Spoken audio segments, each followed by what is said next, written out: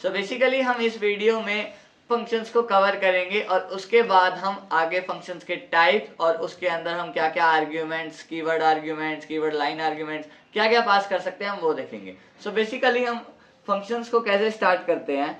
सो जब हमारा फंक्शन होता है हम उसे कहते हैं block of code. Block of code से मेरा क्या मतलब है, मान लीजिए हमारा एक कोड है और मुझे उसे रिपीटिवली रन करना है, राइट। सो अब मैं क्या करूंगा, मैं उसको एक फंक्शंस के ब्लॉक में डाल दूंगा, कोड की जरूरत होगी मैं उस कोड को कॉल कर लूंगा या फिर उस फंक्शन को कॉल कर लूंगा तो वो मेरा कोड एग्जीक्यूट हो जाएगा। सो मान लीजिए मैं यहाँ पे लिखता हूँ डेफ फंक्शन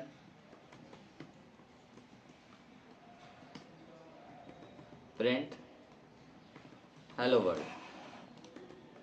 यह भी फिलहाल बेसिकली हम क्या कहते हैं एक कोड लिख रहे हैं, कोड भी कह सकते हो या फिर आप एक प्रिंट स्टेटमेंट को मैं एग्जीक्यूट कर रहा हूँ। जब आप लार्ज कोड्स लिखोगे या फिर लार्ज स्केल पे किसी को कोडिंग में हेल्प करोगे तो वहां पे आपको फंक्शन बहुत हेल्प करेगा, राइट। सो मान लीजिए मैं इसको रन करता हूँ,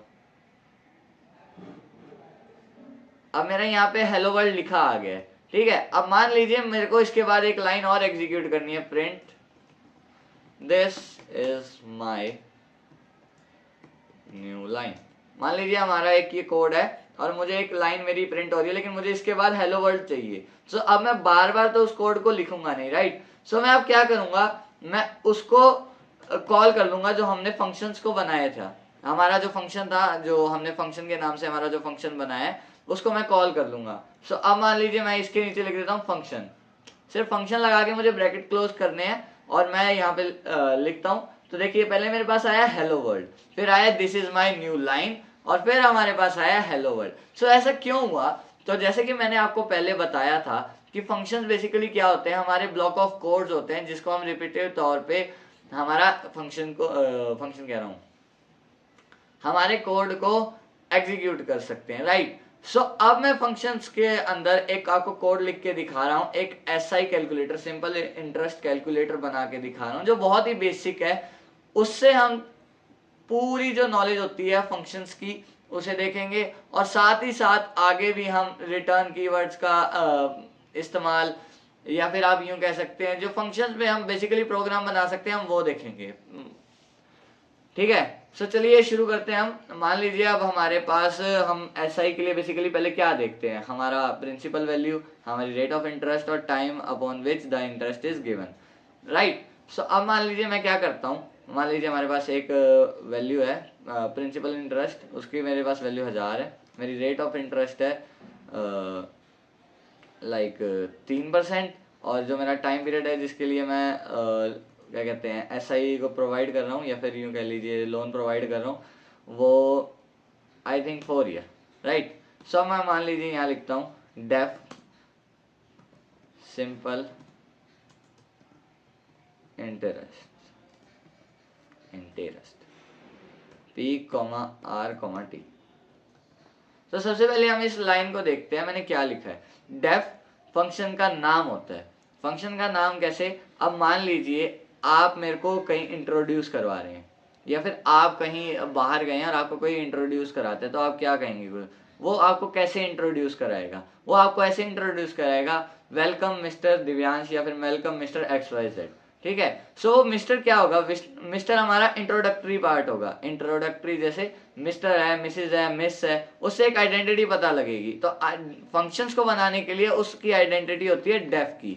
और सिंपल इंटरेस्ट जो हम नाम देते हैं मिस्टर दिव्यांश, मिस्टर XYZ, सो वो क्या XYZ क्या होगा, वो XYZ उसका नाम होगा या फिर फंक्शन का नाम होगा जिससे आप उसको कॉल करोगे। और कॉल कैसे करते हैं, मान लीजिए आप कहीं सोसाइटी में खड़े हैं और आपका दोस्त उधर दूर खड़ा है तो आप उसको नाम से बुलाएंगे ना, तो वैसे ही मान लीजिए आपको जब आपका कोड को कॉल करना है सो आपको उसके फंक्शन के नाम को लिखकर आपको ब्रैकेट उसी के साथ क्लोज करनी होगी, तो पाइथन का इंटरप्रेटर समझेगा कि हाँ इसने इस कोड ऑफ ब्लॉक या फिर फंक्शन को कॉल किया, राइट। सो मैंने अब इसके अंदर 3 वैल्यू पास की है P, R, T। ये ऐसा मैंने क्यों किया, क्योंकि मैं चाहता हूं कि जो हमारा फंक्शन है ना वो पहले से एक वैल्यूज को लेके चले, एक सेट ऑफ वैल्यूज को लेके चले, मुझे अंदर डिफाइन ना करनी पड़े भी हाँ अंदर इतना इतना इतना मेरे को नहीं पता, मेरे को एक ग्लोबली मैं बाहर वैल्यू फंक्शन के अंदर स्टोर कर दूं भी हाँ फंक्शन के अंदर सॉरी मेरे कोड के अंदर स्टोर कर दूं और मुझे वो फंक्शंस के अंदर मिल जाए, वो मेरी वैल्यू को सीधा इनहेरिट कर लेगा ग्लोबल वेरिएबल से। ग्लोबल वेरिएबल भी आपको मैं बताऊंगा, ग्लोबल लोकल जितने भी वेरिएबल्स होते हैं उनके बारे में मैं आपको बात करेंगे। सो जैसे कि अब हमने देख लिया कि फंक्शंस वगैरह क्या होते हैं, सो अब हम एसआई को डिफाइन करते हैं। एसआई मान लीजिए हमारे पास है P comma are comma T, sorry so जैसे हमारे पास हमारा जो सिंपल इंटरेस्ट का फॉर्मूला होता है वो होता है P into R into T divide by 100, right.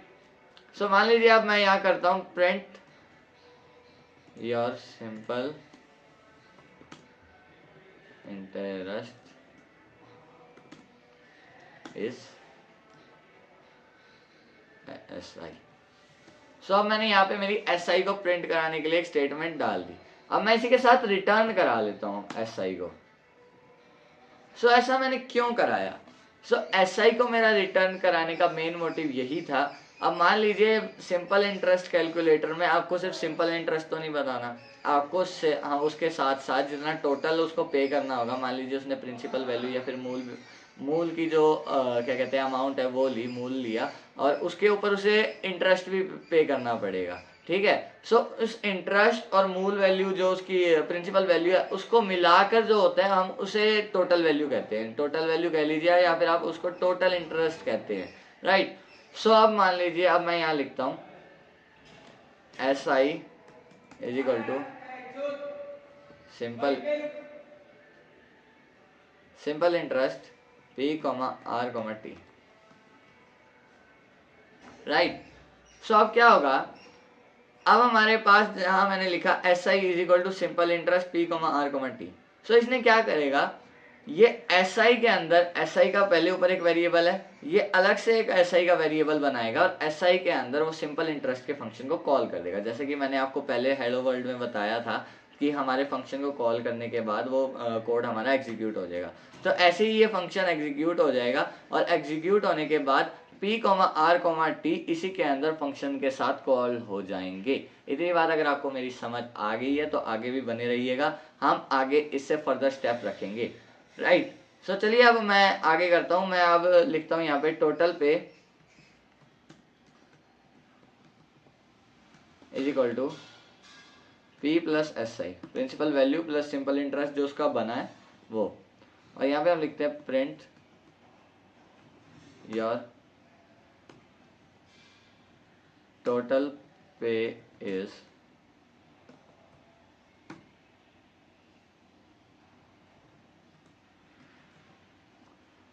Right. अब मैं इसको जब एग्जीक्यूट कर रहा हूं तो मेरे पास क्या आ रही है वैल्यू, जो मेरा सिंपल इंटरेस्ट बनेगा वो बनेगा 120 रुपए का। आप करके देख सकते हो यार, 120 रुपए का बनेगा। और जो मेरा टोटल पे बनेगा, जो जितना मेरे को पे करना है वो बनेगा 1120 रुपए, या फिर 1120 उसकी वैल्यू उसने रिटर्न कर दी। रिटर्न का मतलब क्या है, जब हमने SI हमारी कैलकुलेट हो गई तो उसके बाद वो डायरेक्टली प्रिंट होने के लिए जाएगी, और प्रिंट होने के बाद वो स्टैक से हट जाएगी, लेकिन हमें वो वैल्यू स्टैक में चाहिए। तो स्टैक क्या करेगा, रिटर्न कीवर्ड के इस्तेमाल से स्टैक में हम उसको स्टोर करा के रख सकते हैं। रिटर्न SI, वो उसको स्टोर करा के SI की वैल्यू वहीं स्टोर करके रख देगा। इतनी बात मेरी समझ में, अगर इतनी बात आपको समझ में आ चुकी है तो इसका मतलब आपका फंक्शंस का टॉपिक क्लियर हो रहा है। चलिए तो अब हम अगले प्रोग्राम पे चलते हैं। अगला प्रोग्राम हम क्या बनाएंगे, अगला प्रोग्राम हम बनाएंगे जैसे इसके अंदर हमने इनपुट नहीं लिया, सॉरी, जैसे इस फंक्शन के अंदर हमने इनपुट नहीं लिया, हम अगले फंक्शन के अंदर इनपुट लेंगे।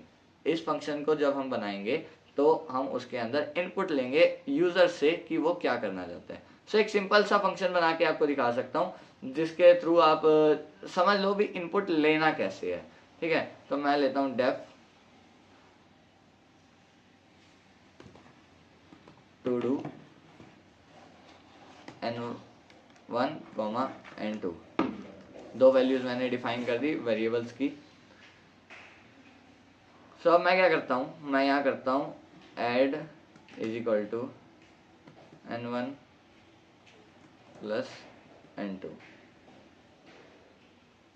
सो अब क्या होगा, इसके अंदर जो मेरी जब फंक्शंस को मैं कॉल करूंगा तो मेरी वैल्यूज मेरे को रिटर्न हो जाएंगी। वैल्यूज रिटर्न हो जाएंगी मतलब ऐड के अंदर हमारी वो वैल्यू स्टोर हो जाएगी जो हमारी एडिशन की वैल्यू आएगी।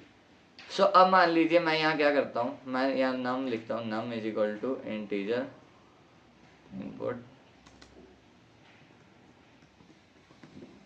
Enter your value 1,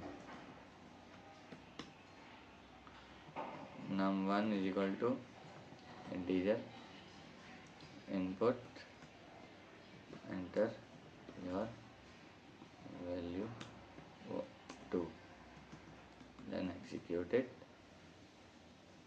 to do num num1। सो अब आप कहोगे यार पिछले कोड में या फिर पिछले फंक्शन में तो तूने क्या किया, तूने सेम वैल्यू डाली ऊपर और सेम वैल्यू नीचे आ गई और वो तेरा कोड एग्जीक्यूट हो गया, लेकिन ये तो होगा ही नहीं एग्जीक्यूट, तेरा तो गलत आएगा। सो बेसिकली मैंने क्या किया, आप देखो मैंने फंक्शंस के अंदर मैंने 2 वैल्यू डाली कि मेरी 2 वैल्यूज आएंगी, उसको फंक्शन कॉल के टाइम पे देख लियो भी कौन सी वैल्यूज है वो, ठीक है। फंक्शन वैल्यूज के टाइम पे जब मैंने अंदर कोड के इनपुट ले लिया, अब इंडेंटेशन का आप ध्यान रखिएगा फंक्शंस के अंदर, मैं इस बात को एक बार कोड को रोक के मैं आपको बताता हूँ। इंडेंटेशन बहुत नेसेसरी होती है फंक्शंस के अंदर, अगर आपकी इंडेंटेशन गलत है तो आपका कोड भी गलत हो सकता है। इतनी बात अगर आपको समझ में आई तो वेल एंड गुड है, नहीं आई तो आप एक बार वीडियो को रिपीट करके दोबारा से सुन लीजिएगा, राइट। सो अब हम देखते हैं डेफ टू डू। मैंने एक फंक्शन बनाया, मैंने कहा भी जो मेरा फंक्शन है उसके अंदर मेरी 2 वैल्यू होंगी, उसको ले लेना। 2 वैल्यू मैंने उसको डिफाइन नहीं की, मैं उसको डिफाइन कब करूंगा, जब मेरा फंक्शन कॉल हो रहा होगा नीचे। टू डू मैंने फंक्शन कॉल किया num num1 भी मेरी ये 2 वैल्यू हैं, इन्हीं को ही ऊपर पहुंचा दी, या फिर इन्हीं को जब मैंने फंक्शन में बताया था कि मेरी ये 2 वैल्यू आएंगी तो इनको ऊपर ले जा, राइट। सो अब क्या होगा, num is equal to integer of input enter value 1, ठीक है, और num1 is equal to integer input enter value 2, ये इनपुट ले लेगा। सो अब क्या होगा, मेरा जो num है वो num1 की वैल्यू को रिप्लेस करेगा। जब मैं num का इनपुट दूंगा वो num1 की वैल्यू पे n1 की वैल्यू पे जाएगा, और num1 का जो इनपुट होगा वो n2 की वैल्यू पे जाएगा, और फिर वो फंक्शन के अंदर ऐड होगा, फंक्शन के अंदर जाएगा वो, और ऐड के अंदर वो n1 की जगह तो num आएगा, num की वैल्यू आएगी, और num1 के अंदर n2 की वैल्यू आएगी। बेसिकली देखो यार क्या हो रहा है, हमने फंक्शन बनाया, मान लीजिए मेरा कोई दोस्त है वो फंक्शन है, मैंने उसको कहा भाई 2 वैल्यू आएंगी तेरे पास, 2 वैल्यू तभी मैं अब बताऊंगा जब मैं तेरे को बुलाऊंगा, जब मैं उस वैल्यू को कॉल करूंगा, ठीक है। अब नम की वैल्यू क्या आ गया, मैंने उसको कहा भी एक मेरी वैल्यू नम है जो n1 है, ठीक है, नम मेरी n1 के इक्वल होगी जब मैंने उसको कॉल किया, ठीक है। तो जो मेरा नम में इनपुट आएगा वो n1 की वैल्यू आ जाएगी, ठीक है, और जो मेरा num1 का इनपुट आएगा वो मेरी n2 की वैल्यू हो जाएगी। तो इसमें क्या होगा, हम इनपुट भी दे देंगे और अपने अकॉर्डिंग हम वैल्यूज को सेट भी कर लेंगे, राइट। अब मान लीजिए मैंने इसको एग्जीक्यूट किया, एंटर वैल्यू 1, लाइक मैं कहता हूँ 100, एंटर वैल्यू 2 200, सॉरी एक सेकंड रुकिएगा, मैंने प्रिंट का कमांड नहीं दिया ऐड को, नहीं तो आप कहेंगे भी कोड एग्जीक्यूट नहीं हुआ। Addition is add, okay, 100 200, addition is 300। So इतनी अगर आपको बात यार समझ में आ गई हो तो एक लाइक करो, ना करो मेरे को कोई दिक्कत नहीं है, ठीक है, मेरा रिवीजन हो रहा है, आपका फायदा है, अगर करोगे तो ठीक है, नहीं करोगे मेरे को कोई दिक्कत नहीं है। सो ठीक है, सो अब आप कहोगे यार फंक्शन तो बना दिया लेकिन इतना काम ना तो वैसे ही हो जाएगा, ठीक है, मैं कहता हूँ प्रिंट हेलो वर्ल्ड, राइट, और मेरे यहाँ पे कुछ प्रिंट स्टेटमेंट्स हैं, लाइक कुछ भी आप प्रिंट करा लो यार,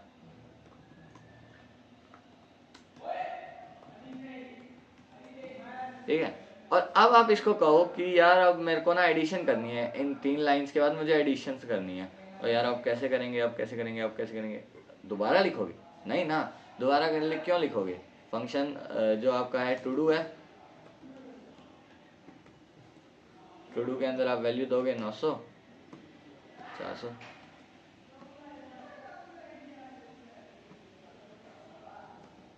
सौ 200 और 300 रहेगा।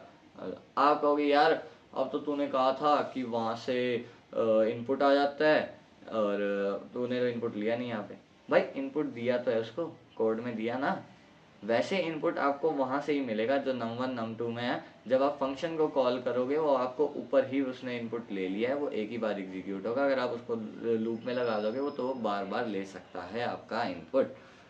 ठीक है, इतनी बात आपको समझ में आ गई है तो बहुत अच्छा है यार। चलो अब एक लास्ट कोड लिखते हैं फंक्शंस का। तो चलिए अब एक लास्ट कोड की तरफ बढ़ते हैं। सो हमारा ये लास्ट कोड क्या होगा फंक्शंस के अंदर। अब मान लीजिए मैं किसी भी वैल्यू को प्रिंट ना करा के मैं सीधा ही रिटर्न कराना चाहूँ।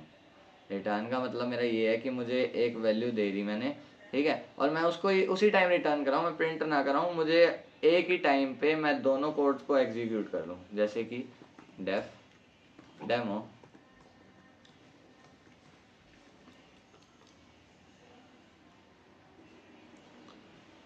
रिटर्न